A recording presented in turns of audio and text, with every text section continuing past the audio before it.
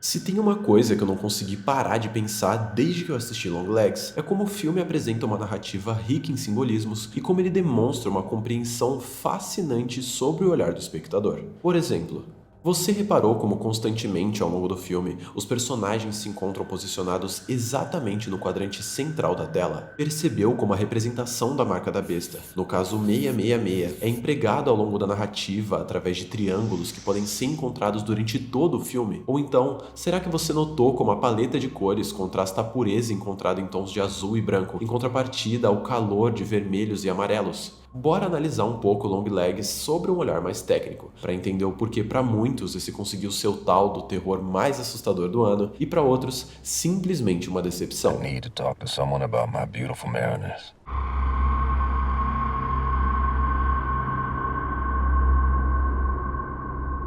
Quando nós paramos para analisar os enquadramentos de Longlegs, é muito fácil acabar confundindo a insistência na centralização dos planos, não só em relação aos atores, mas também aos cenários, com aquela simetria característica do Wes Anderson, por exemplo. Porém, enquanto um diretor utiliza dessas escolhas para construir um ar teatral, de um espetáculo de certa forma, onde ele pode brincar com as suas cenas como se fossem telas, o outro abusa dessa frontalidade para criar uma sensação de costume no espectador, de maneira que quando uma quebra ocorre, nós não sabemos muito bem para onde olhar. Vamos pegar como exemplo essa cena em que a agente Lee chega na sua cabana pela primeira vez e atende uma ligação da sua mãe enquanto estava na mesa analisando elementos sobre o seu caso. Aqui, nós temos a fonte de luz vindo de um abajur posicionado à esquerda da tela, e a protagonista próxima à luz estando mais centralizada. O primeiro corte que acontece após esse momento coloca a câmera exatamente na direção onde a fonte de luz se encontrava, mantendo a protagonista ao centro, porém revelando uma porta aberta para um novo cômodo. Enquanto antes a luz do abajur direcionava o nosso olhar para a agente Lee, agora, ainda que ela siga sendo o elemento mais bem iluminado em tela, estando inclusive em primeiro plano, nosso olhar não consegue fugir daquela porta ao fundo. Por outro lado, minutos depois, quando Ali deixa a cabana com a sua arma por acreditar ter visto alguém na floresta, o enquadramento e iluminação escolhidas fornecem uma troca, tornando ela agora o elemento escuro e a cabana no fundo o lugar mais claro. Utilizando dessa inversão, o filme consegue fazer com que agora seja na luz o lugar onde a maior ameaça está escondida, e não mais no meio da escuridão na mata como nós esperávamos antes. Esse tipo de quebra acontece continuamente ao longo do filme. As cenas vão de planos mais próximos, fechados e centralizados para quebras com cenários bem abertos onde um distanciamento dos personagens acontece. Dessa forma, nosso olhar nunca sabe muito bem onde ir, nós não conseguimos saber onde focar. Seria num canto mais bem iluminado, numa janela ou talvez um corredor escuro.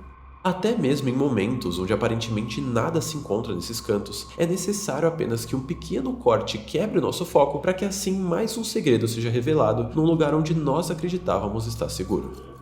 Assim como em Hereditário, Ari Aster esconde muitos dos seus elementos mais sombrios exatamente no lugar onde o nosso cérebro tende a processar por último, fazendo assim com que ao notarmos uma presença maligna, nós sintamos um choque sem que um elemento mais frontal como um jumpscare seja necessário. Osgood Perkins demonstra o mesmo controle sob o olhar do espectador. Porém, seu trabalho visual não para por aí. Uma escolha que me deixou muito intrigado enquanto eu assistia o filme era o porquê às vezes ele optava por uma mudança brusca na proporção das suas cenas. Para alguns, a resposta pode parecer óbvia.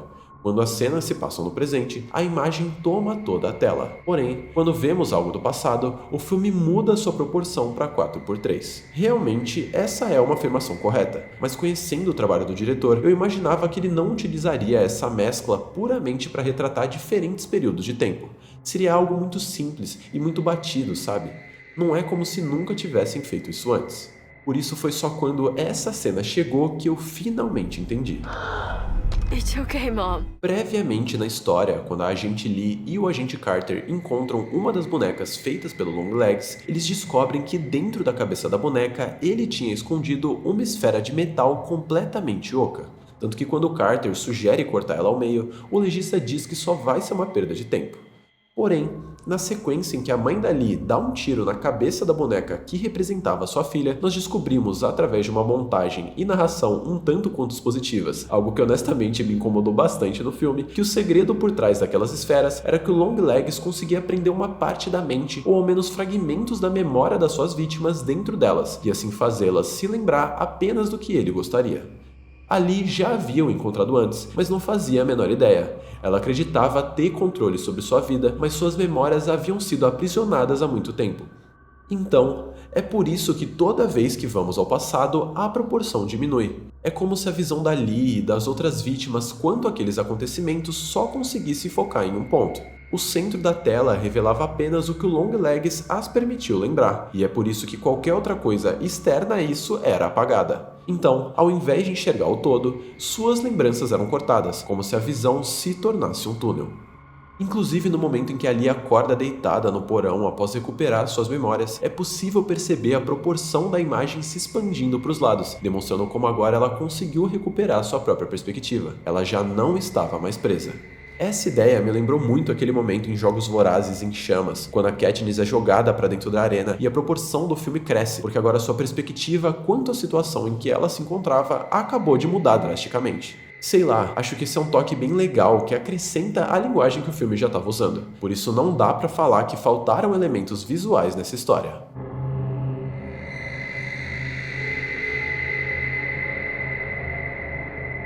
Inicialmente, enquanto eu assisti o filme, eu comecei a notar o quanto a marca da besta era referenciada através de triângulos e 3 repetições. A primeira coisa que eu me lembrei foi da famosa regra de 3, mas não aquela que a gente aprende na escola para resolver equações matemáticas. Eu digo a regra de 3 em antigos contos. Essa regra fala sobre acontecimentos que se repetem 3 vezes, porém com apenas a terceira vez tendo um desfecho diferente. Ou ela também pode se aplicar ao padrão de 3 personagens centrais, como por exemplo os 3 porquinhos, 3 ratos cegos, os 3 ursos da Caixinhos Dourados e por aí vai. Com isso em mente, eu tentei procurar alguma aplicação dessa regra na narrativa, focando em 3 acontecimentos que poderiam ter se repetido. Talvez um dos melhores exemplos fosse as 3 vítimas do Longlegs que nós vimos durante o filme. A primeira poderia ser a Lee, que ele encontrou quando era criança. A segunda, talvez a personagem da Kiernan Shipka, que agora vive em um manicômio. E por último, a filha do agente Carter, que é ameaçada no final do filme. Porém, ainda assim, as coisas não pareciam se encaixar tão bem. O Longlegs teve mais do que 3 vítimas, então mesmo que nós só vejamos essas 3 ao longo do filme, as coisas teriam que ter se repetido bem mais vezes. Por conta disso, eu decidi expandir um pouco mais a minha busca, porém no fim do dia eu sempre acabava retornando àquela mesma cena do triângulo e o momento em que a Lee explica ao Carter como as datas dos aniversários das vítimas são o que formam esse triângulo invertido. Na cena, ela explica que o Longlegs sempre ataca com 6 dias de diferença dos aniversários dos seus alvos, tanto para antes quanto para depois, e é aí que eu saquei o que estava me passando despercebido. Talvez o Perkins até tivesse pensado nessa mitologia enquanto estava desenvolvendo o filme, porém a narrativa de Longlegs é muito mais focada em misticismo e religião, então não tinha por que eu procurar por 3 acontecimentos. Eu tinha que estar procurando 3 números 6, no caso, a marca da besta, que era representada pelos triângulos escondidos no filme. E sério, se você um dia quiser testar isso, experimenta assistir Longlegs procurando por triângulos que você vai ficar abismado com a quantidade de vezes que eles aparecem. Desde os telhados das casas que aparecem logo no começo do filme, até o porão do celeiro onde eles encontram a primeira boneca, o lustre na cabana da Lee, que quando filmado de um certo ângulo revela um triângulo escondido, o formato triangular na porta da casa da mãe da Lee, onde um dos demônios aparece, ou então o porta-chaves preso na parede da cozinha, as latas de tinta empilhadas na loja de conveniência, objetos presentes no escritório do Carter ou no porão do Longlegs e por aí vai. E algo que eu achei sensacional, mas que aí eu também não sei dizer se foi intencional ou não, é como o teto do porão onde o Longlegs se esconde forma um X com alguns canos exatamente sobre a cabeça dele. Em um determinado momento do filme, Ali diz que conseguiu decodificar as cartas que ele sempre deixava para trás. The one thing that stood out was the repeated reference to the fine time we had at the Camera family farm, where X's marked the spot. Comumente, em obras de ficção, nós vemos o X ser usado como símbolo que marca o tesouro escondido, o segredo que todos estão procurando. Então eu acho um tanto quanto interessante pensar no fato de que durante toda a história, o local onde o Longlegs se escondia era exatamente o porão da casa da mãe da Lee, um local debaixo da terra onde é possível encontrar um X sobre a sua cabeça.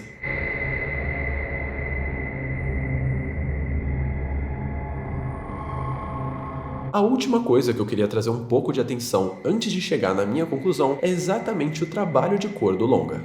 Eu vejo muita gente elogiando a fotografia e composição das cenas, e eu particularmente adorei a mise-en-scène do filme, e realmente acho que tudo isso merece ser elogiado. Mas provavelmente a teoria das cores desse filme é um dos seus pontos que mais nos ajuda a involuntariamente ser envolvidos pela narrativa. Então bora analisar isso um pouquinho. A princípio, no cinema, é muito comum que o uso da cor branca e tons mais claros de azul venham atrelados ao significado de pureza e inocência de certo modo. Pega, por exemplo, os filmes da franquia Harry Potter. Quando eles invocam seus patronos através de um feitiço que basicamente personifica toda a energia da bondade de um bruxo através da figura de um animal, esse ser aparece completamente branco. Não apenas por ser feito de energia, mas por representar toda a força da vida do seu bruxo. Da mesma forma, quando Harry é morto no último filme, ele reencontra o Dumbledore em um ambiente completamente branco. Um lugar após a vida totalmente puro e limpo. Em Longlegs, no entanto, o fato do vilão ser retratado com seus cabelos, face e vestimentas brancas poderia ser visto apenas como uma simples subversão desses conceitos. Se comumente é esperado que um vilão e uma figura maligna seja representada com tons escuros, personificar esse homem emblemático através de uma cor tão atrelada à pureza traria um novo sentido a essa ideia. Porém, a questão com o Longlegs é que ele verdadeiramente acredita ser puro. Na sua cabeça, o que ele faz com os outros é um ato de bondade, então passa a ser extremamente condizente ele se vestir daquela maneira. Diante da perspectiva da protagonista, ele representa o mal, mas na sua visão, não existe nada de errado com o que ele está fazendo. Ele acredita em purificar suas vítimas, então é assim que ele se apresenta. Por outro lado, nós vemos Ali usar predominantemente roupas azuis que evocam um ar mais mórbido e frio, representando muito bem a personalidade da personagem, que além de não se encaixar muito bem com os outros ao seu redor, carrega um trauma muito grande em seu coração.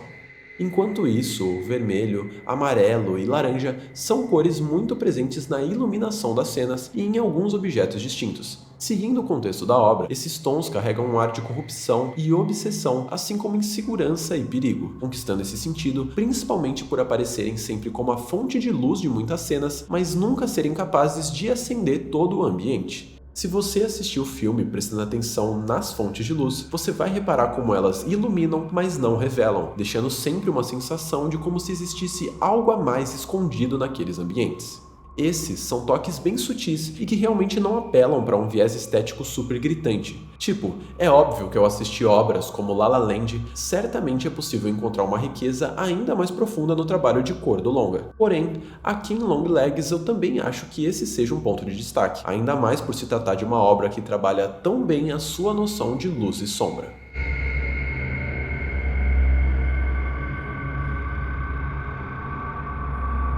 Se eu tivesse que pontuar uma verdade absoluta e irrefutável sobre o cinema, provavelmente eu diria que a sua subjetividade é uma das suas maiores forças. A palavra subjetivo se refere a algo pessoal, um pensamento, ideia ou experiência que pertence a um indivíduo e somente a ele. É algo íntimo que, apesar de poder ser expressado e compartilhado com outros, sempre carregará um valor específico para cada um. Pense em uma sala de cinema lotada, por exemplo. Ainda que você esteja ali rodeado por dezenas de estranhos e possa vivenciar uma experiência conjunta com todos, no fim do dia, quando os créditos começam a rolar, o que realmente importa é como o filme te fez sentir. Isso é algo único e que pessoalmente eu acho fascinante. A maneira como duas pessoas podem se sentar lado a lado dentro de um ambiente projetado para te transportar para dentro de uma obra e mesmo tão próximos, passarem por uma viagem completamente diferente é incrível. E eu não digo isso apenas quando me refiro a obras mais aclamadas ou de caráter mais artístico. Qualquer filme pode proporcionar experiências diferentes para cada pessoa. Tomando isso como verdade,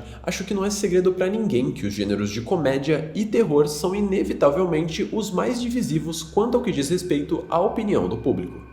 Não é à toa que tantos atores fantásticos, predominantemente conhecidos por seus trabalhos em comédias, são tão esnobados em grandes premiações, ainda que possam estar atuando em papéis mais dramáticos. Assim como não é surpresa que até hoje dê pra contar nos dedos de uma mão quantos filmes de terror conseguiram ganhar o Oscar de melhor filme. O que te faz rir não necessariamente agrada o próximo, assim como o que te gera medo ou assusta não necessariamente provoca alguma sensação em outras pessoas. Por conta disso, sempre que todo ano algum filme recebe a tal classificação de o terror mais assustador do ano, eu tento me manter neutro e o mais livre de expectativas possíveis. Afinal de contas, quanto mais esperamos de um filme, maior a chance de nos decepcionarmos se ele não for exatamente como queríamos, e esse é um baita problema. O meu objetivo aqui não é entrar no mérito se o marketing de Longlegs vendeu uma imagem de um filme quando na realidade ele era outro, ou se seria culpa do espectador falar que o filme é ruim puramente porque ele tentou ser algo diferente do que você esperava. É como eu disse, buscar encontrar algo concreto ao falar sobre um gênero tão divisivo não vai nos levar muito longe. Por isso, amando ou odiando, eu só sei que se existe algo que não dá pra negligenciar sobre Longlegs é a sua qualidade técnica. Eu não acho que o filme seja o melhor terror do ano. Pra mim, esse título ainda fica com I Saw the TV Glow da A24, que eu queria muito que tivesse recebido tanta atenção quanto esse filme. Mas e daí, sabe? O que importa no fim do dia é o que a obra te faz sentir, e não se todo mundo amou ou odiou ela. Honestamente, eu acho que Longlegs conseguiu se tornar um dos melhores filmes de terror do ano, ainda que possa não ser o mais grandioso. E eu espero que você tenha gostado desse vídeo, o tanto quanto eu adorei escrever sobre o que a obra me fez sentir.